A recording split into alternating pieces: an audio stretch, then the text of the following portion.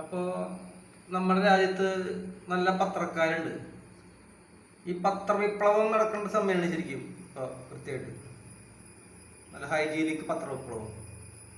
നമ്മുടെ പത്രങ്ങളെ നിരോധിച്ചിരുന്ന സമയം ഉണ്ടായിരുന്നു, സ്വാതന്ത്ര്യ സമയത്തും അതിന് ശേഷവും ഒക്കെ ഈ നാട്ടിൽ.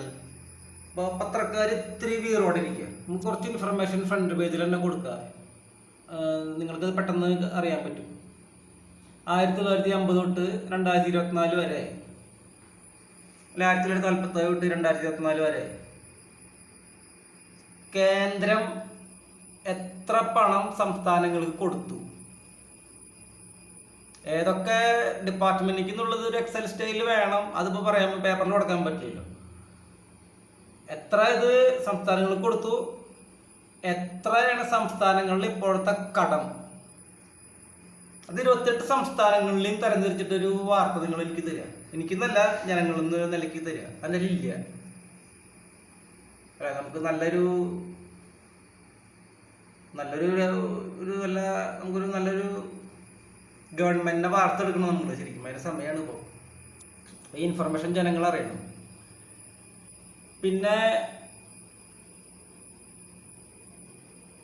വിദേശ കടം കേന്ദ്ര ഗവൺമെന്റിന്റെ, കേന്ദ്ര സർക്കാർ സംസ്ഥാനത്തിന് കൊടുക്കുന്നു.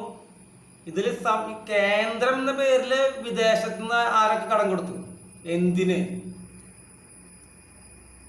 ഇവരും മൾട്ടിനാഷണൽ കോർപ്പറേഷനും തമ്മിലുള്ള പങ്ക്, ബന്ധം. ഇനി ഇങ്ങനെ കേന്ദ്രം കൊടുക്കുന്ന അവസ്ഥയിലും ഈ കേന്ദ്രം അറിഞ്ഞിട്ടോ അറിയണ്ടോ കേരളം അടക്കം എത്ര സംസ്ഥാനങ്ങൾ വിദേശ കടം വാങ്ങിയിട്ടുണ്ട്, അതിന്റെ ഡീറ്റെയിൽസ്. അന്നത്തെ ഭരണരീതി, അന്ന് ഭരിച്ചിരുന്ന പാർട്ടിക്കാര്, പ്രത്യേകിച്ച് ബംഗാളില് ബസു സാറിന്റെ ബംഗാളിൽ എന്തായിരുന്നു, ആ ബംഗാളിൽ എങ്ങനെ കിടക്കുന്നു? നമ്മുടെ ബംഗാൾ എന്താണെന്ന് പറയാം നിങ്ങൾക്ക്. ലോകത്തെ നമ്പർ 1 കപ്പൽ വ്യവസായത്തിന്റെ ആൾക്കാരാണ് നമ്മള്, ഈ ബംഗാളികള്. അത്രയും ശ്രേഷ്ഠ സംസ്ഥാനമാണ് ഈ ബംഗാള്. അതൊക്കെ സംസാരിക്കാം. ഇത് നിങ്ങൾ പത്രങ്ങള് നാളെ ഇത് എന്നാൽ വീഡിയോ അത് നിങ്ങൾ എന്തെങ്കിലും കാണുകയാണെങ്കിൽ സമയം കിട്ടുമ്പോൾ നല്ലൊരു ഒറ്റ പേജായിട്ട് തന്നെ കൊടുത്തോളൂ കേട്ടോ. അത് ഇതിന്റെ അപകടം നമ്മുടെ ഭരിക്കുന്ന ആൾക്കാർ ആരും മനസ്സിലാക്കുന്നില്ല. ഒരു ജനനിലയ്ക്ക് നമ്മൾ സംസാരിക്കേണ്ടതിനെ കുറിച്ച് സംസാരിക്കണം. പത്രവിപ്ലവം